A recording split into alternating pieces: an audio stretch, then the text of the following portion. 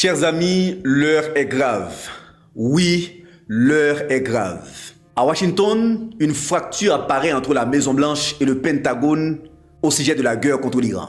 Quand les institutions américaines se contredisent sur une question aussi sensible, cela peut avoir des conséquences mondiales. Restons attentifs, je vous explique. À Washington, une réunion confidentielle s'est tenue le 1er mars 2026 entre les hauts responsables du Pentagone et des membres du Congrès américain. Durée plus de 90 minutes. La famille, avant d'aller plus loin, partagez la vidéo, likez, commentez et surtout abonnez-vous à la page. Merci. Selon deux sources citées par Reuters, écoutez, les responsables du Pentagone ont indiqué qu'aucun renseignement ne montrait que l'Iran prévoyait d'attaquer les États-Unis en premier. Je répète, aucun renseignement ne signalait une attaque préventive iranienne imminente contre les forces américaines. Pourtant, la veille, des responsables de l'administration avaient expliqué que le président Donald Trump avait décidé de lancer des frappes en partie en raison d'indices suggérant que l'Iran pourrait frapper les forces américaines au Moyen-Orient, peut-être de manière préventive. Selon l'un d'eux, Trump ne voulait pas rester les bras croisés. Les briefings ont concerné des élus démocrates et républicains, au Sénat comme à la Chambre des représentants. Lors de ces échanges, l'administration a insisté sur une menace à plus large, les missiles balistiques iraniens, les forces alliées de Téhéran dans la région. Mais selon les mêmes sources, il n'existait aucune, je pèse sur mes mots, aucune information de renseignement montrant qu'une attaque iranienne contre les forces américaines était imminente. Dans le même temps, le président affirme que l'opération, qui pourrait durer plusieurs semaines, vise trois objectifs principaux.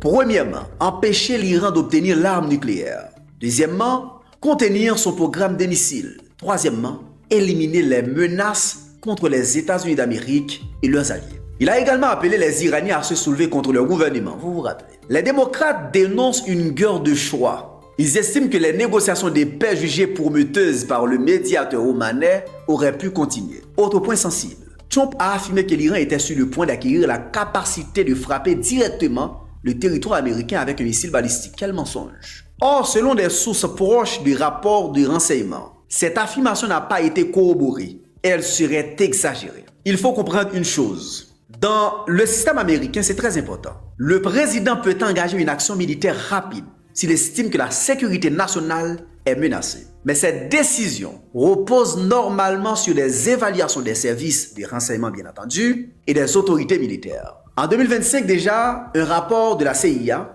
indiquait que l'Iran ne cherchait pas activement à se doter de l'arme nucléaire dans l'immédiat. Aujourd'hui, les déclarations attribuées au Pentagone semblent aller dans le même sens. Pas de preuve d'une attaque imminente contre les États-Unis d'Amérique. Cela crée une tension politique à Washington, car si le fondement sécuritaire est contesté, la décision présidentielle devient politiquement fragile. Pendant que les débats politiques s'intensifient, les opérations militaires se poursuivent.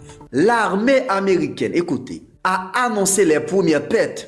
3 soldats américains tués, 5 gravement blessés, plusieurs autres légèrement blessés. Un sondage Reuters avec Ipsos montre que 27% des Américains approuvent les frappes, 43% les désapprouvent et 29% restent indécis. Le pays est divisé et fragmenté. En résumé, une divergence apparaît entre la justification politique initiale et l'évaluation des services de renseignement. Cela crée une tension institutionnelle à Washington.